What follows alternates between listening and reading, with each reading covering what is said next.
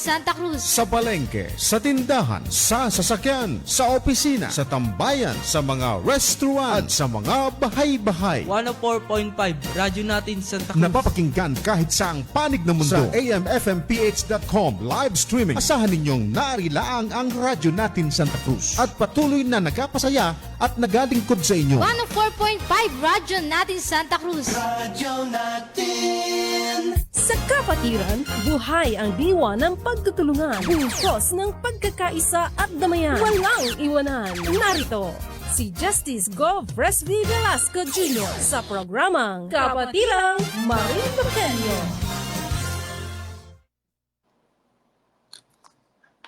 Magandang umaga po mga kababayan, mga Marinduqueño. Ito po si Tatay Justice sa dating Governor Presby Velasco. At kasama po natin ang napakasipag at mapagmahal sa Marinduque, si Sunshine Grace. Ano po? Radyo Natin Santa Cruz. At ito nga po ang tinagurian nating kapatirang Marinduqueño, mga kababayan, sa mapagpalang umaga po sa inyong lahat. Kaya po napili po natin ito ay tayo pong Marinduqueño ay talagang mapagmahal sa ating lalawigan. Kaya nga po tayo ay magkakapatid para po sa landas patungo sa pag-asenso. Kaya po pinili natin na tayo po ay magkakapatid dahil dapat po tayong magtulungan para po lalong umasenso ang Marinduque. Yan po ang dahilan kaya po natin napili kapatirang Marinduqueño. At ang importante po ay tayo po ay isa sa puso at sa isip na magtulungan para po lalo pong umunlad ang Marinduque. Alam naman po natin na nung termino ko po na nakatapos na ay naitaas na po natin ng napakalaki ang estado ng Marinduque. Dati po ay fourth class province po yan, pagkatagal-tagal na taon. Dahil po sa ating pagsisikap nitong 6 na taong nakaraan, ay naitaas po natin ng hindi lamang isang hakbang, kundi 2 hakbang pa po ang Marinduque, kaya naging second class province na po tayo. At ayan namang achievement na yan ay galing po sa ating lahat. Ano po? Nagtulong-tulong po tayong lahat dyan. Mga opisyalis po ng provincial government, ng opisina po ng dating Congressman Lord Alan Velasco, at mga opisyalis at mga staff ng mga iba't ibang ahensya ng gobyerno sa Marinduque. Nagtulong-tulong po lahat tayo para po makuha natin yung napakataas na estado na second class province. Kaya po isang achievement po talaga yan na talagang pwede natin pong ipagmalaki. At alam naman po natin na pag ganyan na po ang estado ay lalo pong gaganahan at makukumbinse ay itong ating pong mga investors at mga negosyante na pumasok sa Marinduque at magnegosyo dito. Ayan po ang isang advantage ng mataas na ang rango na yan po ay nagpapakita na may kakayahan na po ang lalawigan ng Marinduque at pwede na pong mag-invest dito ang mga negosyante at kahit po ang mga foreign investors. Ano po? Kaya napakaganda pong pangyayari po yan ay consider na isang milestone. Ano po? Well, alam niyo po ay gusto ko pong umpisahan ulit nga itong ating programa para po may bihikulo tayo, yung ating mga kababayan, para po malaman naman po ang mga talagang nangyayari, mga impormasyon. Ano po? Para naliliwanagan po ang lahat dahil po nung nakaraang halalan ay katakot-takot po ng mga kung ano-anong impormasyon ang lumabas. Well, ay medyo nga po nakita ko po ang kahalagahan niyan. At medyo sa totoo nga lang po ay naging very busy ko dito sa negotiations po nitong sa Placerdom at Baric at ang provincial government ng Marinduque ay medyo distracted po tayo diyan. Pero sabi ko po ay kailangang maliwanagan ng ating mga kababayan yung mga kung ano-ano yung mga sinabi ng iba diyan na sa aking palagay po naman at sa katotohanan ay wala namang base. Karamihan nga ho ay mga fake news. Ano ho? At siguro itatalakayin ho natin mamaya yan. At baka naman na iba yung maisip ng ating mga kababayan, sa akin ho ay wala namang katotohanan yung mga pinagsasasabi. Ano ho? Anyway, maganda ho na kayo naman ay sumali rin dito sa programa at nandyan po si Sunshine Grace. Pwede naman ho kayo magpadala ng mga question o komento nang malaman ho natin kung ano yung mga natanggap yung balita o gusto nyo linawin para ho maliwanagan naman natin. At medyo hindi naman ho tama yun na hindi maipaliwanag ng mabuti. At baka akala nyo yung mali at yung hindi totoo ay totoo. Di ho ba? So, anyway, pinagmamalaki ko rin nga ho na napirmahan na nga ho yung settlement agreement sa Placerdome at sa Barrick Gold Corporation. Actually, nung Abril nga ho yan napirmahan at talaga naman hong yung agreement hong yan ay halos mga 3 taon ho yan bago ho nakuha. At napakahirap ho, napakadami hong meetings yan dito at sa abroad, ano ho? At meron pang mga Zoom meetings yan. Hindi ho madaling nakuha yung agreement na yan, ano ho? At yung mga medyo nakaalam nung unang proposal niyang Bari, nung panahon pa nung dating Governor Reyes, ay wala akong nangyari doon. At ang proposal nga noon ho ay $20 million lang eh. Ano ho, napakaliit. At yung mga nakuha nilang abogado ay naniningil pa ho yata. Hindi ako masyadong sigurado dito sa halaga.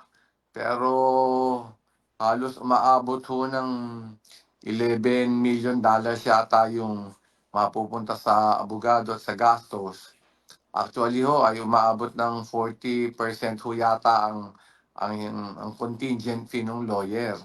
Plus may mga out-of-pocket expenses po. Kaya nga po ang balita ko, I'm not very sure kasi hindi man ho ako kasama doon sa negotiation nun. Halos ang matitira doon sa probinsya baka $9 million na lang. Kaya nga ho siguro na-rejected ho yun. Ganon kaliit ho yun yung pinag-uusapan noon at hindi nga ho natuloy. So, alam niyo ho nangyari diyan ay meron ho kasing kalikasan case na final yung dating Father Joaquin Bernas, no, na kinikilalang constitutional lawyer at yung dating dean si Cedric Candelaria ay nag-file po ng kalikasan case laban diyan sa Placerdome at Baric. Ano ho? At nanggaling ho yun sa Korte Suprema, binabaho yan sa Court of Appeals. At nakikita ko po noon na medyo wala akong nangyayari. Kaya pina-intervene ko ho ang Provincial Government of Marinduque. Ayun ho. Nung pumasok ho tayo ay doon ho nag-signify ang Baric na gusto nilang mag-negotiate. Ano ho? Ayan. At kasi nga ho, sa kaso ho ay meron hong stage na tinatawag na pre-trial. Doon ho nag-uusap ng settlement. So, nagsimula ho yung negotiations na yan mga 2022 pa ho yun. Nung nag-umpisa ho na magkaroon ho ng meeting, actually sa US pa ho ginawa yung unang meeting. Kasama nga ho dyan si ah, dating Congressman Lord Alan Velasco, yung unang meeting. Si Provincial Administrator Mike Velasco, ano ho, at yung dating Congresswoman din ho, si Tricia Velasco Catera, ay nakipagkita ho tayo diyan sa mga opisyalis at lawyers ng Barrick Gold Corporation. Mga late part ng 2022 ho yun. Ano? So, nagsimula din ho naman ang kanilang proposal sa pagkatanda ko sa 20 million din eh. Ano ho? $20 million din ho. Sabi ko, sobrang late ho niyan. Yan na nga yung dating proposal eh. Paano ho maa-accept yan? Di ba? At nasuggest ko rin sa kanila, ng mga sumusunod na mga meeting, bakit di nyo tignan yung parang may escrow pa yan, escrow na halaga dyan sa US. Ano ho? Sabi ko, baka pwedeng i-recover ng Barrick para makadagdag dito sa 20 million dollars na ino-offer nila. Ano ho? Pero sabi ko, hindi ho kami papayag ng ganong kaliit lang, pero makakatulong ho sa kanila. So, tuloy-tuloy ho yung meeting niyan. Dito ho at sa US din ho. No, sa Los Angeles, oho, sa New York, oho, ganyan. So, hanggang napataas namin ng napataas ng ating nakuhang lawyer, yung SEDA Law Office, yung halaga. Unti-unti ho ang taas eh. Unti-unti ang taas. Hanggang nung umabot na ho yata ng mga 60, tapos hindi pa rin kami pumapayag. Sabi nga namin, medyo maliit pa yan. Ayan. So, hanggang eventually ho, pagkalipas ng 1-2 taon na, yan umalagwa ho na pumapayag na ho rin sila sa 100 million. Papunta na tayo dyan sa halos magtatatlong taon eh. Ganyan nung kahirap ho yung agreement na yan. Akala ho nung iba napakadali ho niyan, ay napakahirap ho nung ating agreement na yan. At talagang pinagsakripisyohan po natin yan. At mabuti naman ho, finally ay nagkasundo at marami nga hong mga kondisyones yan eh. Malaki nga ho yung halaga, pero malaki naman ho yung marami ho yung kondisyones. At yung pera ho ay hindi ma-release yan hanggat hindi ho matapos lahat yung kondisyones. Dahil sa sakripisyo ni Governor Presby, at si Vice Governor Jean Angeles, si Congressman Lord, ay medyo patapos na rin ho yung mga kondisyones. Kasi tinatanong ho nung iba dyan, maiingay, ano ba ho nangyari na? Ganyan, ano ho nangyari? So, may mga 2 kondisyones pa ho na malapit na rin makuha. At meron man ho tayong panahon para kunin yan eh, halos 1.5 years ho yan na pwedeng may panahon ho tayo. Pero kukunti na lang ho. At hopefully ho, within the year ay makuha na ho yung pera. Pero ang nakalagay ho doon, although may confidentiality agreement ho, pero ang down ho niyan ay 50% o $50 million. So, biruin nyo naman ho yung $100 million, mahigit sa 5 billion ho yun na magagamit ho sa rehabilitation ng Marcaper Mining Area, at pati yung mga nasalanta na ilog, So, nung nandyan pa ho sa DNR si Secretary Tony Loizaga, ay yan ho ang talagang gusto niya na, of course, yan din ang gusto natin na ma-rehabilitate na yung mining areas dyan sa Santa Cruz at maiwasan na ho yung pagbaba ng mga tailings at toxic water sa Mugpog River, pati konti dyan sa Buwak River. So, yan ho, ay ganyan ho ang sitwasyon. hindi lang ho namin mailahad-lahad yung mga kondisyones o mga stipulations, tawag ho diyan stipulations o sa kontrata at meron hong confidentiality clause. Actually nga ho, kung gusto ko, diniklara ko na yan nung bago maghalalan na nakuha na ho yung $100 million, nag-agree na ho. Pero hindi ho pwedeng maideklara pa noon dahil hindi pa tayo nakakapag-file ng settlement agreement sa Court of Appeals. Ganun ho yun. Meron nung confidentiality agreement doon sa stipulation doon sa diyan sa settlement agreement, yung stipulation number 14. Na hindi ho pwede basta i-divulge yung mga conditions diyan, mga terms and conditions. Bawal ho yun sa agreement at yun ho talaga ang pagkasunduan. Sa mga kontrata ho, meron ho ganyan talagang kondisyones. Pero anyway ho, pag lumabas na ho yung decision ng Court of Appeals, diyan base doon sa settlement agreement ay magiging public record na yan at talagang totally ay malalaman nyo yung terms and conditions. Yan mo sa settlement agreement ay meron lang mga stipulations of fact at meron mga warranties at saka ilang covenants, pero hindi ko ho pwedeng i-divulge o i-deklara Ano ho?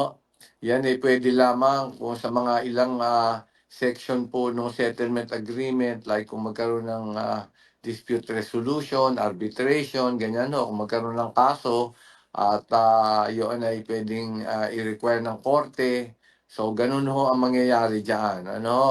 Sa ngayon ho ay may non-disclosure stipulation, kaya nga ho hindi may divulge lahat. Pero basically ho, ang ho is $100 million na halos 5 billion mahigit ho yan, base sa peso dollar exchange. So ganyan ho, tinitingnan ko ho ay malapit na rin makuha yung dalawang kondisyon at maibibigay ho yung $50 million sa pasimula na down payment. So maumpisahan na rin ho siguro paggawa ng master plan ng rehabilitation ng Marcaper Mining Area at later on ho ay yung pag-implementa ng mga plano o kung ano yung kailangan gawin dyan sa master plan. Kasi kailangan nung igawa ng master plan yan. So wag ho kayong mag-alala, itong halagang ho ito ay napakalaki na ho. At talaga hong ang hirap hong kunin yan. Hindi ho talaga mako-cover yung entire na estimated na amount daw sa rehabilitation ng buong Marcaper area. Pero malaki na ho ito, substantial na ho ito. Ayoko lang ho magsabi kung talagang kasyang-kasya. Maring hindi ho kasya pero malaking halaga na ho para maumpisahan ang rehabilitation. At yun na nga ho, depende rin sa plano ng ating provincial government. Pero naiisip ho namin ay parang gawin pang turista ho ang sa Marcaper Mine Area. Ang tawag ho dyan ay dark tourism. At alam po natin, yan pong Marcaper Mine Area ay katabi ng Balogo Port na dinidevelop na din po yun bago ko natapos ang termino ko ay ongoing ho yung rehabilitation noon na magiging regional seaport ho yun. Na doon na magkakaroon ng mga malalaking barko at mga cruise ship. Kaya ganun nung kaganda yung Balogo Regional Seaport. At masusuportahan din ho ang kung ano yung maitatayo dyan sa Marcaper Mine Area pagtagal ng panahon. So, alam nyo naman ho na meron din tayong final na kaso sa laban sa Marcaper Mining Corporation, sa MR Holdings at sa F Holdings. Siyempre po yung settlement na $100 million or mahigit na 5 billion ay tungkol lamang yun sa Placer Dome at saka sa Barrick Gold Corporation. Iba ho itong pinail nating kaso sa Marcaper Mining Corporation, sa MR Holdings at saka sa F Holdings. Nagkakahalaga huyaan ng mahigit 11 billion pesos.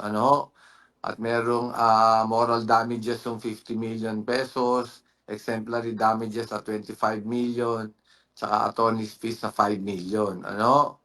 Yan yung environmental case number 2510 na hinahabol ho naman natin ang Marcaper Mining Area. Kung yung sa ibang nakakaintindi ho, ang Placer Dome ho ay stockholder lang ng Marcaper Mining Area, ng Marcaper Corporation. Ano? Hindi ho sila kasama dito sa case na ito dahil nga ho, nag-agree na tayo na isettle na ho yung kanilang parte. Ano ho? So, ganyan ho ang situation ng atin hong laban sa Marcaper Mining Corporation at saka sa Barrick. Ano? Well, of course, alam nyo rin ho na na-auction na ho natin yung ilang properties ng Marcaper dahil hindi ho nagbabayad ng buwis, real property taxes. So, iniintay na lang ho natin yung kasong pinail ng Marcaper Mining Corporation sa pag-question ho noong auction sale. Ano? So, nakikita naman ho natin na mananalo ho tayo dyan. Of course, depende na ho sa korte. Ano ho? Pero na-auction na ho namin kung ilang hektarya ho dyan sa Marcaper. At tuloy-tuloy naman ho siguro ang gagawin na pagkuha ng lahat ng lupa dyan sa Marcaper. No? So, Sunshine, baka meron ba tayong question dyan or baka meron kang kailangan ipasok na advertisement dyan? Sige po, sandali lang po at commercial break po muna tayo.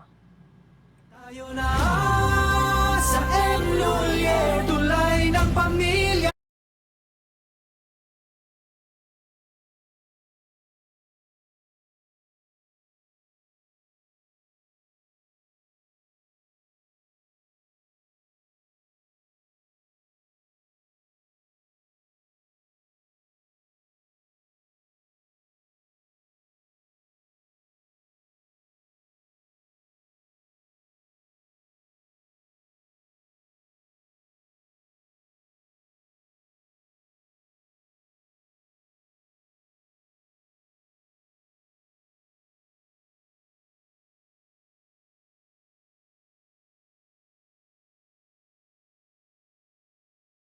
sss.gov.ph.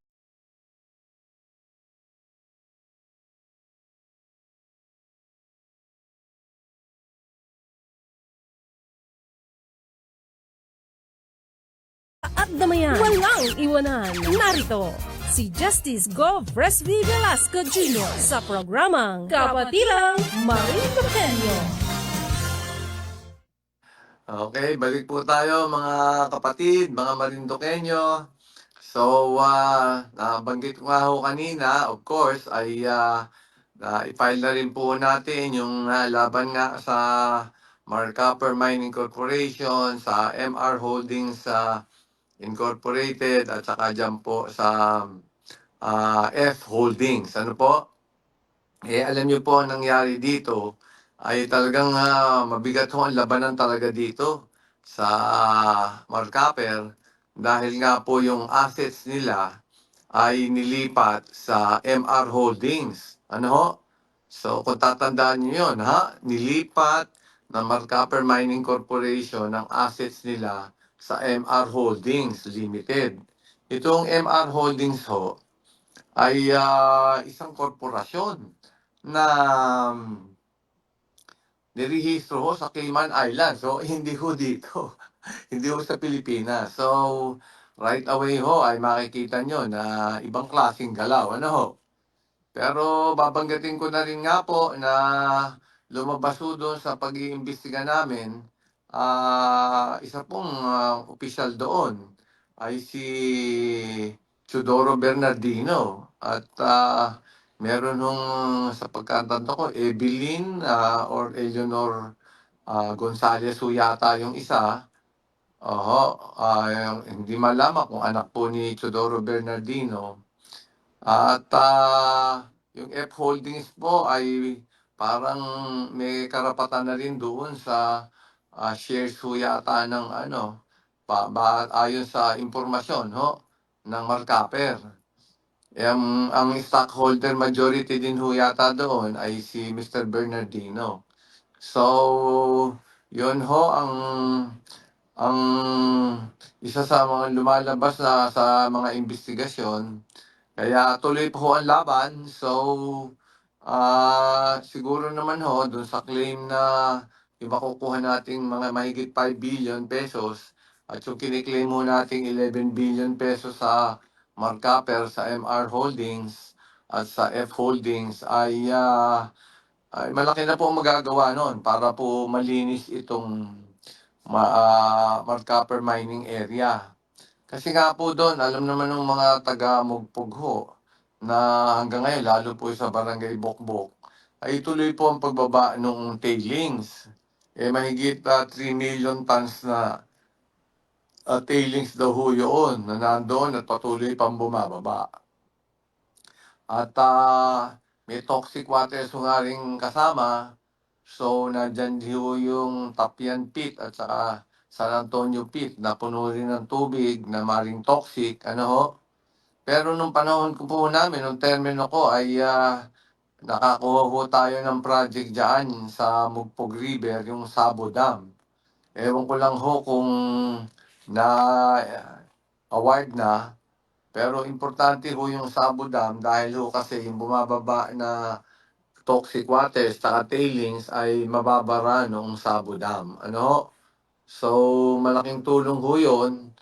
Alam ko ho yun dapat na may notice to proceed na eh. O, parang alam ko may notice of award na yun parang may nanalo na.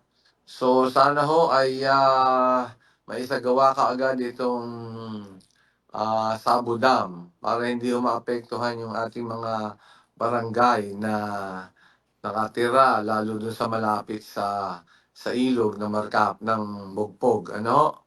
So, ganyan ho ang sitwasyon dyan. At meron hong propone dyan ng dredging pero hindi pa ho na yata natapos na yung mga papeles. Kailangan ho talagang ma-dredge yung yung Mugpog River dahil ho silted na meaning to say ho ano na, mataas na yung mga nakatambak na lupa at bato sa riverbed. Kaya po umaapaw lalo. Ano ho? So, I hope yung kasalukuyang administration ay ituloy ito dahil kailangan po talaga yun Dahil nga yung tailings ay tumaas na ng tumaas doon sa riverbed. Ano ho? At kaya umaapaw na yung tubig, baha ng baha ho dyan sa Mugpog. Ano ho?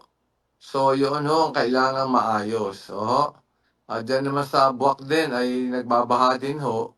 So, sana ay maituloy ang ating mga proyekto dyan at ma-dredging din ho siguro yan para ho bumaba yung riverbed para hindi ho nagbabaha. So, ganyan ho ang mga sitwasyon sa ating mga kapaligiran. So, napaka-importante ho yan na ma-implement. At sana'y matutukan dyan sa public works dahil yung Sabo Dam ho ay talagang ho yun. Kailangan sa ngayon habang hindi pa ho nare-rehabilitation taas. Ano ho? So, ganyan ho ang sistema. Yun Kalangkan Bay naman ho ay kailangan i-monitor ng ating mga environmentalist kung talagang settled na yung mga tailings doon. At nung panahon ko naman ho ay patuloy ho ang pagtatrabaho natin kasama po dyan sa DNR. Ano ho? Para matignan kung paano ang mabuting gagawin dyan sa Kalancan Bay na tinambakan naman ho ng ilang milyon na ng tonelada rin ng mga tailings. Ano ho? So, yan ho ang mga nangyayari ngayon. Sa lahat ho ng rivers ho natin, ang plano ho natin noon ay mag-dredging. Ano ho? Ewan ko kung ano yung estratehiya ngayon ng ating bagong administrasyon, pero palagay ko kailangan hong tignan mabuti rin yan, yung pag-dredging. Dahil marami ho tayong mga ilog ng matataas na yung riverbed. Dahil nga yung putik at saka mga bato, mga buhangin ay tumataas na yung riverbed kaya umaapaw mabilis yung ating ilog. Ano ho? So, Ano ba ang ating ano diyan, Sunshine? Ayan, magandang umaga po. Ayan, Justice Gov Fresby, kumusta po? Magandang umaga. Kumusta na po ang kayo ngayon at isa na po kayong pribadong mamamayan? Well, alam mo, kahit ako ay private citizen na, ay patuloy pa rin akong nakatutok sa Marinduque dahil mahal ho natin yan. At marami ho tayong mga proyekto at programa na tinitignan-tignan ko pa rin. Ano ha? At alam naman natin ang panahon ngayon ay talagang iba. At kahit private citizen ho ay kailangan tumulong. At katulad nga ho yung water project dyan sa Santa Cruz, ano ha? Yung sa Luwa, ay chinek ko ho kay Administrator, Attorney Joy Salonga, tapos na ho yung bidding eh. At pwede na hong, ang sabi, may award na itong nakaraang linggo. Ha? May problema pa yata doon sa opisina nung chairman. At may bago na naman silang chairman. Ang pangalan ho yata ay si Mr. Lindley Santillan. Anyway, makikipag-coordinate ho kami, gagawa ho kami ng mga hakbang. Alam niyo yung project na yan, 390 million ho yan eh. Ang tagal-tagal na ho, siguro naman hindi ho kami may kasalanan yan. Ano ho, kami ho hindi kulang sa tutok dyan. At ang tagal na ho yan eh, mahigit 2 taon na yung pondo na yun. Ay wala ho sa amin na yun eh, kung gas-gas na ho yung sapatos ko dyan, sa pag-follow up dyan. At nagtataka nga ako bakit masyado nagtatagal. Kasi ho, nagkakaroon ng problema sa design din. Hindi naman ho natin biniblame ang lupa. No? Pero nagkaroon ng problema sa design eh. At saka kasi ho, mahirap din talaga yung project dahil parang dadaan yata sa mga bundok. Pero hindi ho tayo nagkulang dyan sa pagkuha ng project na yan at sa halaga. At wala ho tayong tigil dyan sa pag-follow up. Ano ho? So tutuloy pa rin ho natin ang pag-follow up kahit private citizen na ho tayo. Alam ko po kasi kailangan dyan yung tubig sa Santa Cruz. Ano ho? At di ho natin tinitigilan yan. Maniwala kayo. Kilala ko na halos lahat yung mga opisyalis doon. At pati naman ho dyan sa Tumagabok, may 300 million na project din ho yan, na water supply project. Ang pangako ho sa akin ay ibibidding na rin eh. Diyos ko mahigit 2 taon na rin ho eh. Di ho ba? Hindi man ho tayo nagtuturo. Hindi man ho tayo nagkikriticize. Pero palagi ho nating inaapara ho yan dahil alam po natin na napaka-importante ng tubig. Lalo na nga ho yan, magkakaroon ho ng problem din ho sa tubig pagdating ng panahon dahil nga sa climate change. Kaya nga talagang tumututok pa rin ho tayo kahit wala na ho tayo sa gobyerno. Kasi private citizen at lahat naman ho tayo mga Marinduqueño, kahit wala ho tayo sa gobyerno, ay pwede ho tayong sumulat sa mga ahensya na humahawak ng ganyan mga proyekto. Ano ho? Katulad din ho sa kuryente. Minsan baka kami ho nabiblame diyan. Hindi ho kami nagkulang diyan. At diyan sa kuryente ho, ay palagi rin ako nakatutok diyan. At alam niyo naman ho talaga ho yung makina ho ay pwede hong magkaroon ng sira yan kasi puro generator ang ginagamit ho natin. Pero yun na nga ho ay nakakuha na ho ng 2 megawatts itong 1 linggo, ano ho, at may darating pang 3 megawatts na genset para ho mas marami ang capacity, mas mataas, ano ho. Pero sa totoo ho ay yung sa preset na genset natin ay sobra-sobra nga ho yung supply natin eh. Yang 18 megawatts na ho yun, usually hanggang 15 megawatts lang ho ang gamit. Kung nagkakaroon ho nga ng mga brownout dyan, minsan ho ay yung maintenance ho yan o kaya ho ay kailangan talagang i-repair yung makina. Dahil ho kasi makina ho yan talagang maaaring mag-init. At saka ngayon nga ho, katulad ng paliwanag nga ni GM Sol at ako'y tinitira pa dito, na pati daw butiki pwede daw mag-cause nung ano, kasi nung butiki yan. But ang kwento sa akin ay yung bayawak at mahaba ho yun. Kasi ho, pag nagkaroon ng connection yung dalawang transmission line ay mag-short. Ano ho? Kaya nagkakaroon ng brownout. Pero yun ho, ang kwento nga ho sa akin, yun may nakuha ko lang ho dyan sa Marelco kahit ho yung mga panike, nakaka-cause ho ng brownout yan. At saka yung napuputol ho yung transmission line. Marami ho malilikot ang isip iba nga malisyoso, ano ho. Ako naman pag nagsalita, base ho yan sa mga impormasyon na nakukuha ko na tingin ko ay reliable. Pero yan ho, ang plano talaga ho dyan ano, yung submarine cable ho, alam niyo talaga sa ating gobyerno, medyo matagal lang ho ang implementation. Di ba ho, nung pa namin sinasabi yan, kaso ho, may implement yung submarine cable, baka mga 2027, 2028 pa So, ganun ho, baka matagal pa nga, kailangan ho yun At para makakonekta ho tayo sa Luzon grid. Kasi napakahirap talaga ng spag yung mga island province katulad ng Marinduque, talagang hirap po sa kuryente dahil umaasa lang tayo sa generator na ano na makina maring masira ho yun. Ano ho? Pero nilatag na ho namin ang roadmap dyan para sa malakas na supply. Ano ho? Napokor ho hanggang 2027 lang yan. So, kailangan ho talagang mai-implement na ho yun sa submarine cable para ho mas maganda ang supply ng kuryente. So, yan ho, lahat ng pangangailangan natin, sinasabi ko ho, ay hindi ho namin pinabayaan yan. Bagkus ho, ay nakatutok ho tayo palagi dyan dahil nga yan mga necessity ho. Kailangan ho yan ng, ng probinsya para umasenso. At sa amin ho, ay talagang, ang yan napokor ho, alam nila ho yan, grabe ho ang tutok namin dyan.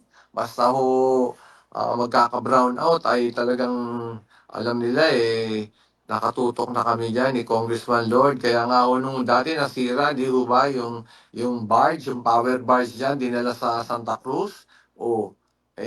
Si Kong Lord pa ho gumasta nun sa personal para nga lang hindi magkaroon ng brownout. At saka ho nung nagkahirapan ng crudo, dahil nga sa connection ni Congressman Lord ay talagang todo-todo ang supply ng crudo sa atin kahit yung iba ay hindi na mabigyan ng crudo ay sa atin ho ituloy-tuloy. Ano ho? So ganyan ho ang galaw dapat. Ano ho? At yung finger pointing ay mahirap po yun Basta kailangan ng pagtulungan yung mga problema. At nung panahon ho namin ay hindi ho nangyayari ganyan. At kung meron man, konti-konti lang dahil nga minsan tinatamaan ng sanga ng puno yung kuryente, ganyan. Ano ho? Pero nakalatag na ho yung plano dyan. At ang kailangan ho talaga dyan ay submarine cable. Hanggang ngayon ho ay nakikipag-usap pa rin tayo sa mga proponent ng solar. Pero wala pa rin tumutuloy. Todo ho ang suporta natin dyan sa mga proponent ng solar. At gusto rin natin yan. Pero ika nga, wala pang tumuloy So talagang tuloy-tuloy pa rin ho ang paghanap. Kahit nasa privado na ako ay nag-i-entertain ho ako ng mga sa solar, para makatulong at mga iba pang renewable energy. So ganyan po dapat, tutukan lang po natin at kung nagkakaroon ng brownout ay talaga hong hindi sa maiwasan lang ho. Pero talaga namang nailagay na sa ayos dapat yan pero may mga nangyayaring hindi mo makikitang mga sitwasyon, so talagang dapat gawa ng paraan. At yun na nga, may darating pang 3 megawatts na makina kayo para madagdagan yung supply. So dapat hindi na ho talaga nagwa-brown out dahil sobra-sobra naman yung capacity. So ganyan ang ating sunshine. Okay Ano po. ba ibang Doon ho sa mga nanonood sa atin sa Facebook Live ng Radyo Natin Santa Cruz, pwede ho kayong mag-comment doon kung meron ho kayong mga gustong sabihin sa atin pong governor, Justice Gov. Sanay talaga ako. Justice na lang. Justice na lang. Justice Gov. At meron ho ditong mga nag-comment na sa atin at meron hong mga nanonood sa atin dito sa Facebook Live ng Radyo Natin Santa Cruz. Meron din ho tayong text hotline Open po yung ating number na 0961 0961-432-4436. Ulitin po natin, 0961-432-4436. Yan po yung pwede po kayong mag-message ng inyo pong mga katanungan. Ito po, meron na ho ditong nag-comment sa ating Facebook Live, si Emmanuel Arlicudo. Sabi po niya, Gov Justice Presby Velasco Jr., thank you po sa educational assistance for SNED pupils. Opo, ay alam niyo po nung tayo, talaga pong todo-todo ang tulong po natin. Ano po, at ang wish ko lang nga po, yung mga natulungan po natin ay gamiting mabuti yung naitulong at yung educational assistance, mga estudyante ay mag-aral pong mabuti. Napaka-importante po ng edukasyon. Yan nga yung sabi sa akin ng tatay ko po, no? Na ang edukasyon ay ang landas para sa tagumpay. Huwag pong sayangin ng pagkakataon. At kami naman po kahit nasa pribado ay hahanap po tayo ng paraan para makatulong pa po dun sa ating mga, lalo po dun sa mga nahihirapan na mag-aaral, ay patuloy pa rin po tayong tutulong. Ano po? So, alam niyo naman po, yung Pusong Pinoy naman po ay nanalo. So, may bihikulo pa rin po tayo. At mga private organizations naman po ay pwede po nating itap. Ano ho? Sa katunayan nga ho, dun sa legal aid ay meron na ho akong nabuo na Philippine Legal Aid Center. Ano ho? Tungkol naman sa mga legal advice. At meron ho isang foundation ho akong itatayo para makatulong sa mga mahihirap. Ano ho? So kahit nasa pribado na ho tayo, ay tutulong pa rin ho tayo kasi mahal po natin ang Marinduque. At alam po nyo, talagang gusto po natin maging first class, province po yan. Umasenso po ang ating mga Marinduque. Kaya nga po, ay talaga po namang may pagmamalaki po namin ni Congressman Lord na talaga pong ang dami na pong naibigay na tulong sa ating mga Marinduqueño. Ang dami po Dole Tupad, yung ating po mga love loan, ano po, yung mga iba-ibang assistance, talaga pong pinursige po yan para pong makatulong. Yung ating pong angat saka, ano po, yung ating love loan, ano po, nakita nyo po, puro tulong po sa ating mga babayan kasi gusto po namin kayo magtagumpay. At pag kayo nagtagumpay po, ay aasenso po lalo ang Marinduque. Mahal po namin kayo Kaya nga po, kahit na nag-iba yung resulta, ay patuloy pa rin naman po tayong tutulong. Ha? Okay po.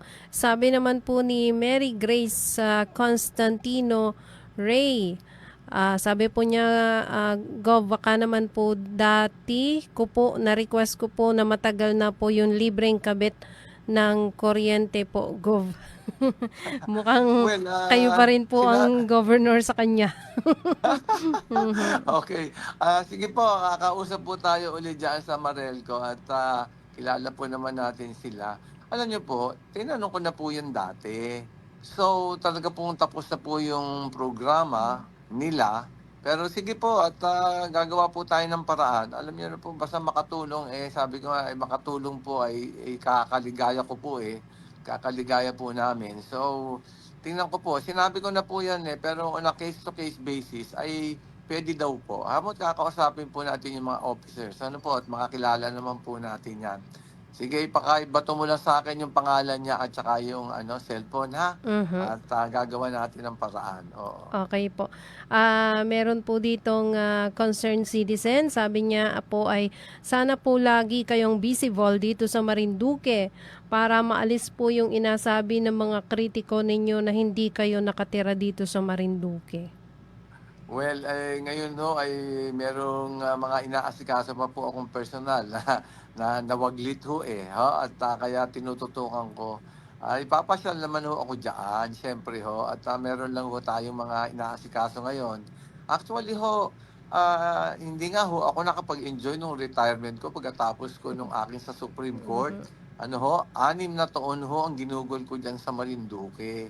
Kaya nga naman, sabi ko, dahil sa sitwasyon ngayon pa ay libre pa ako, ay tinitignan ko muna po yung mga importanteng bagay-bagay na personal na nakalimutan ko. Actually, marami nga mga bagay akong hindi nagawa na medyo iba yung nangyari. Kaya kailangan ayusin ko muna. Ha? Huwag ho kayong mabahala. Ako naman yung talagang naglalalagay ho dyan. At siyempre ho, kung ano man, modern na ho tayo. Text lang. O nandiyan ho si Sunshine. Ipaabot nyo lang ho. At sa ating magagawang paraan, tutulong po tayo. Mhm. At siguro minsan ay dito na kayo mismo sa studio magprograma. Pwede Pagka din. kayo nandito sa Marinduque. Okay. Of course. Oo. Sabi naman po dito ay paano po yung Justice Gov, paano po yung Provincial Hospital Program na Level 1 to Level 2? Paano po ninyo matutulungan as private citizen para matuloy yun? Lalo na kulang pa rin yung dialysis machine doon. Marami po rin pong mga kababayan natin ang nagapa-dialysis sa Lucena. Well, alam niyo po yung level 2 na yan, nakakasana po yan bago kami umalis, bago po natapos yung termino ko, kasado na pong lahat yan Lahat po ng proyekto, lahat ng programa, nakakasana po yan. Kaya talagang patapos na ho yan level 2, konti na lang ho ang kulang. At ang talagang eventually magkakaroon ng problema ay yung doktor. Pero kung ano yung kailangan ho dyan, sa Provincial Hospital, sa Santa Cruz District Hospital, at sa Torrijos Municipal Hospital, ay nalagyan na ho namin ng mga proyekto yan. At dapat nga ho ay nabibid na ho yan At tuloy-tuloy ho yung programa. Yun nung sa dialysis ay actually nga ho, di ba ho, yung dati walang naniniwalang kayang itayo. Pero naitayo ho natin nung panahon ho natin yan. At hayaan nyo't maghahanap ho tayo. Ang ginagawa ko nga ho ngayon, naghahanap ho tayo ng mga contributors para ho makapagdagdag ng makina. At yun namang makina ho dalawa dyan ay dahil sa partnership po sa Marinduque Rotary Club. So maraming salamat po sa Marinduque Rotary Club dyan. At pero hayaan nyo ho at hanap pa tayo ng additional na makina. Pero hindi lang ho yun Kailangan din ho yung mga gamit doon sa dialysis center. So kailangan hong maanuhan ho yan ng probinsya na ho siguro. Kasi hindi ho pwedeng basta private lang ho makikialam dyan sa dialysis center. Alam nyo naman ho, ay ang laki nung kinita ho natin noong panahon ko. Sa katotohanan nga ho, nakapag-invest tayo ng 100 million pesos nasa DBP at kumikita ng interest income. So, pwede ho nating dagdagan yan sa sarili nating pondo. Tututukan ko din sa pribado ho, ay pwede naman ho tayong kumuha ng mga donation ng equipment. Pero yan hong dialysis ay kailangan hong may mga gamit ho yan May mga, ewan ko, reagent ba ginagamit dyan o chemicals na ginagamit ho kailangan ho talagang meron hong masustain ho yung operation. Sige ho, at ako'y tuwan-tuwa nga ho at nakakatulong tayo ng malaki. Biruin nyo yung ating mga kababayan 3 times a week nagda-dialysis ho yun. Kung i-compute nyo lang sa 5,000 bawat isang treatment, di magkano ho sa isang buwan ho yun? Ang laki-laki na hong halaga, halos 60,000 sa isang pasyente. Pero dahil nga ho yung makina ay sa mga 3 pasyente lang ho nagagamit, ay kailangan magdagdag ho. Pero kailangan hong ponduhan ng mga sa operations niya, yung mga kailangang mga gamit sa dialysis. Mahal na mahal po natin yung dialysis center na yan. Maraming salamat sa Marinduque Rotary Club, yung dating Rotary Club North ba yun? Oo. So maraming salamat at encourage naman ho natin yung ating mga doktor na tumulong sa ating mga provincial hospital, Santa Cruz District Hospital at sa Torrijos Municipal Hospital. Yan ho, Santa Cruz District Hospital, marami na ho nakakasang proyekto yan bago matapos yung term ko. For implementation lahat ho yan. Yang provincial hospital, matatapos na ho yung mga facilities niyan. At ang susunod na lang ho dyan ay yung mga doktor. Tapos yung Universal Healthcare Program, tayo ho'y nauuna. Malapit na rin ho tayong bigyan ng pondo sa PhilHealth at ng government. Dahil nga, salamat kay Doc Jerry Caballes at sa PHO at of course kay Dr. Rachel Garcia ng PIDOHO, ay talagang tayo'y nauuna dyan sa implementation ng universal healthcare. Talagang yan yung mga pinundar natin. Malapit na ho kayong mga makinabang yung provincial government at ang ating lalawigan dyan sa universal healthcare. Ano ho? Basta ho sa health ay tinututukan ho namin yan. Patuloy ho ang tulong namin ho. At wag ho kayong mag-alala, gagawan ho natin ng paraan. Okay po. Sabi po ng nag-text din ay Tatay Gov, hindi na po natuloy ang inahingi ko pong tulong sa pagpapaopera ng aking mata. Bakit ho? Ay tuloy dapat yun na-set up na ho yun, yung cataract extraction. Ay dami ho nating sige ho, pakibigay na lang ho at maipalok na lang ho. Ano ho, yung pangalan tsaka yung Meron naman ho kaming kilala pa rin na ibang grupo na gumagawa niyan. Sige ho, tutulong ho tayo ho. Okay po. At dakuhan naman po natin yun pong mga teka, meron pa po palang pagbati din at para mabasa na rin natin. Happy birthday daw po kay Egay Palma, Fernando Plata, Popoy, Master Ego Triaflorido, tagay na. Yan, sabi po rin ng nag-text sa atin. At si Peregrine Elmer, nanunood raw po siya, sabi dito. Si Jose Ote Ricamata, good morning Gov. Ayan, Gov pa rin talaga po kayo. Watching from Barangay Biga. At si Bernabe Sadiwa, sabi niya, PV Sadiwa watching live. God bless po. Thank you. Thank you. Salamat sa inyong lahat. Si Louis Cruzado, sabi niya po, hello po, Gov Presby Velasco Jr. Ayan, sanay pa rin po talaga sila sa ganon. Sabi naman ni Peregrine Elmer, happy listening, Batang Lipa, Kanda Utoy Inso Prevado, nagatigang daw po ng palata ng gata ng bigoy, tiway po. Talagang nag-ready na po para sa pananghalian sila, yung mga tagapanood natin. Sabi naman po ni Alice Pineda, magandang umaga po. Yan, siya po'y nanonood from Bagumbong, Caloocan. Pabati po sa mga taga-aturan. Salamat po. At si Ronald Labay, sabi niya, Gov, yung sa Bagtingon Dam po, tuloy pa po ba? At saka yung airport sa Gasan, balik kayo Gov, next election para matuloy lahat ng project nyo. Salamat po. Ay, patutuloy po natin. Kahit nasa pribado po tayo ay tututok po tayo dyan. Kasi yan po yung ating isang mission na paasensohin po yung Binabista. Tuloy po yan, Bagtingon. 700 million nakuha ho natin dyan.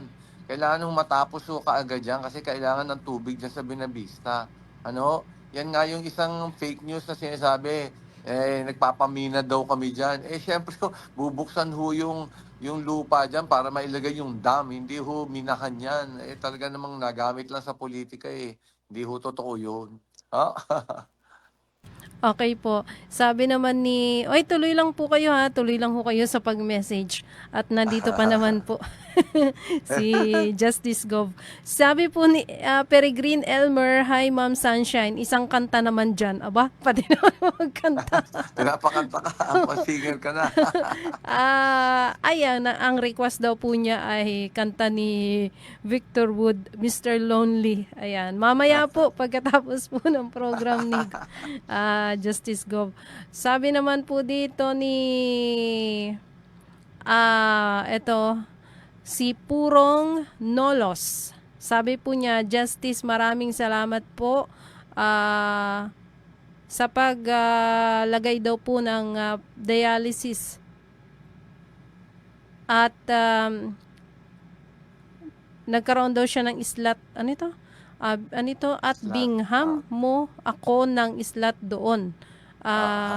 Opo, tiyuhin po ako ni Kagawad Mau Malilay. Kilala niyo po. Okay po.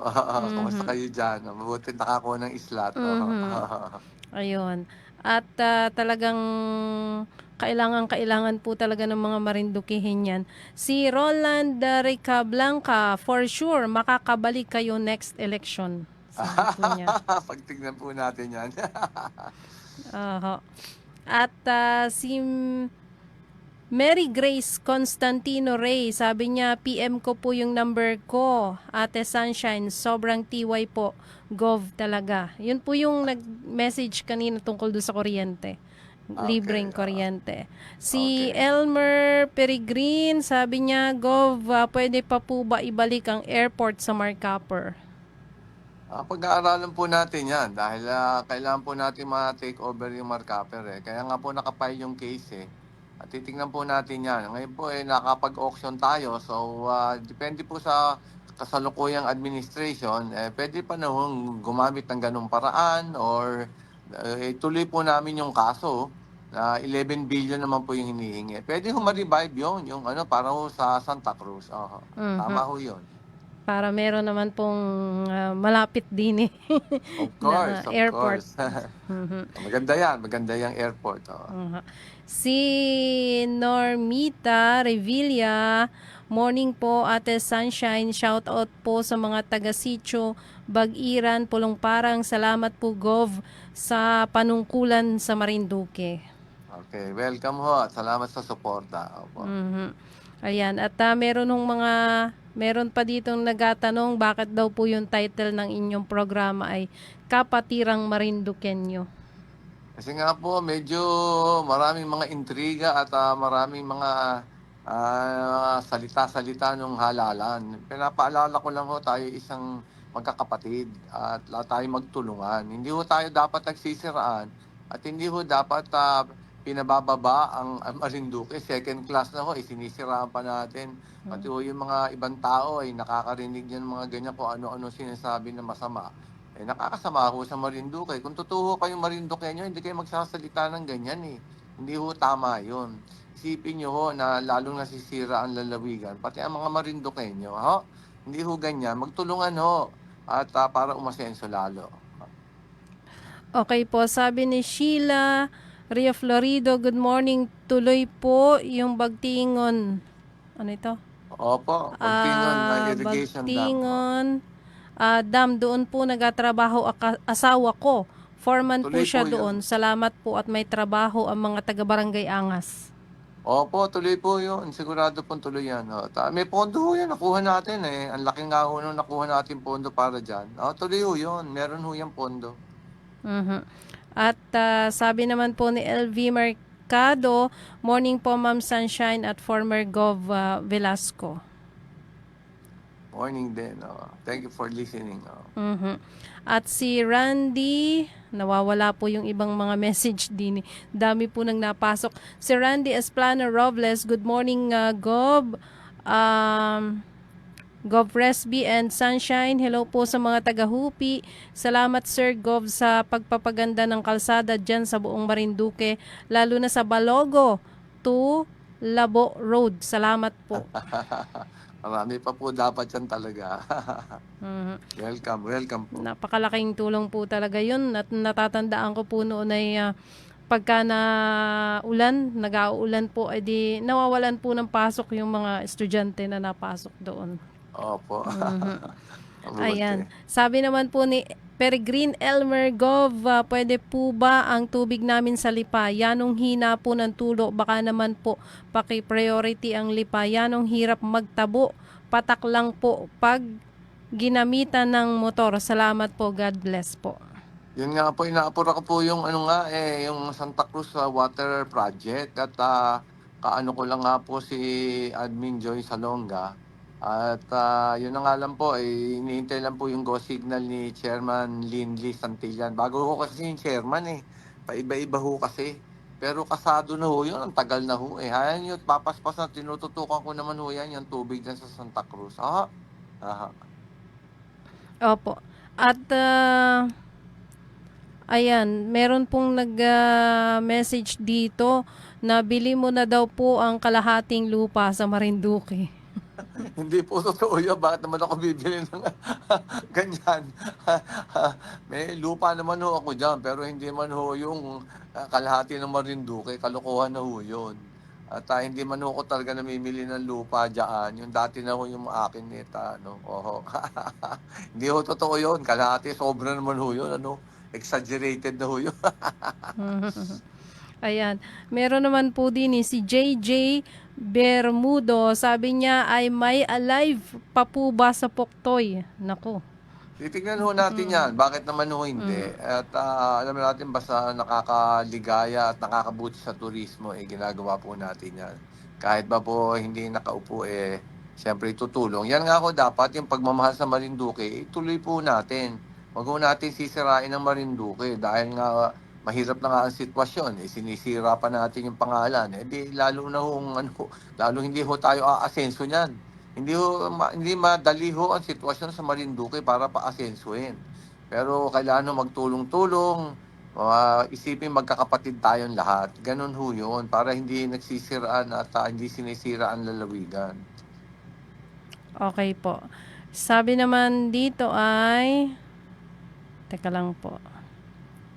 Ayun, si Rodante Esplana Principe, sabi niya, good morning po, may balita po ba sa ipinaglalaban ng mga striker sa Marcopper?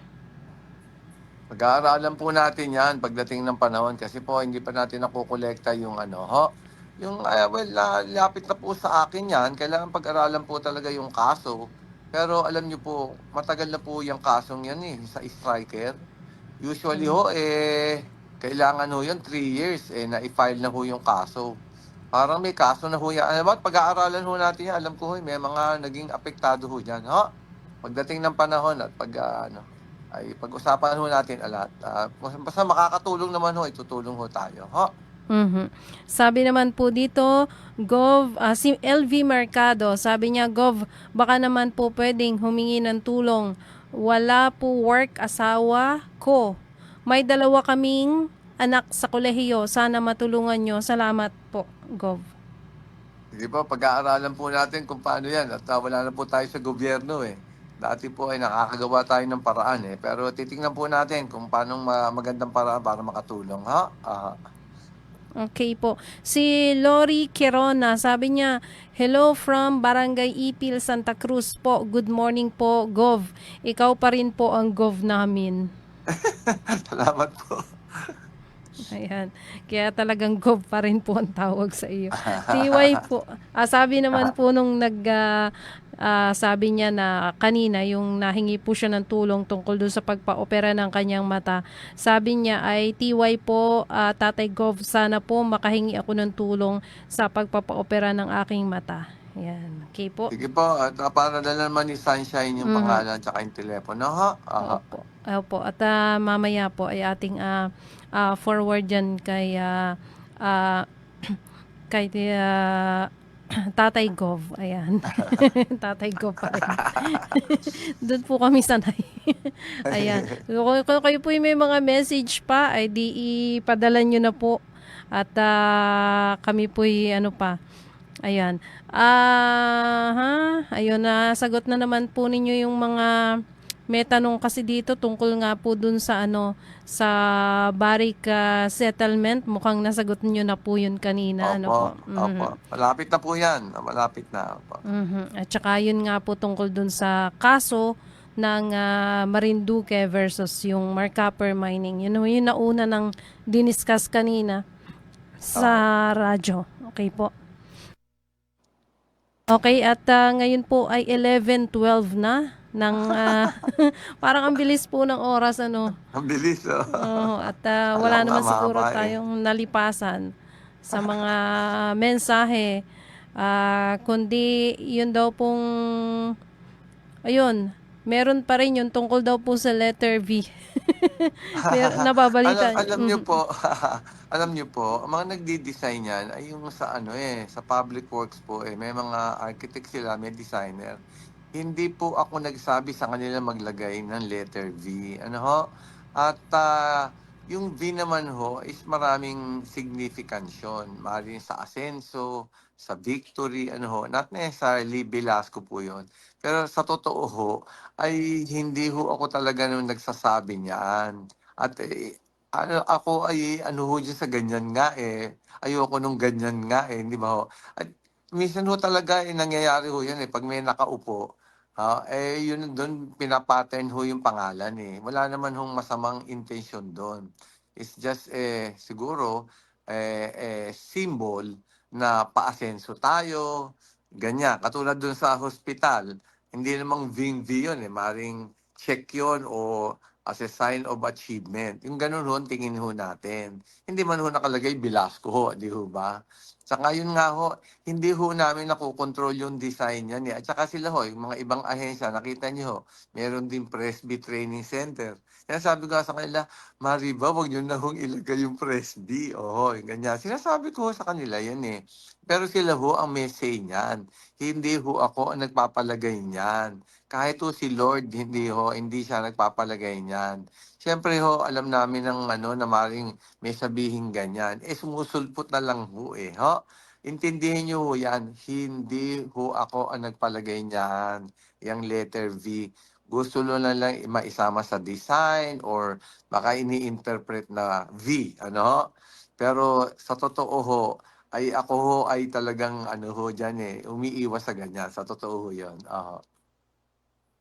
Okay po, at mukhang nabasa na naman po natin lahat ng mga mensahe po dito sa ating Facebook live, at siguro next week po ulit, ano. Mhm. Opo. Oo. So ano, tapos na tayo at, Mhm. so maraming salamat ho sa mga nagpadala ng mga text messages at, hindi pa tayo makapag-entertain ng calls, eh, maiksi ho ang oras, eh.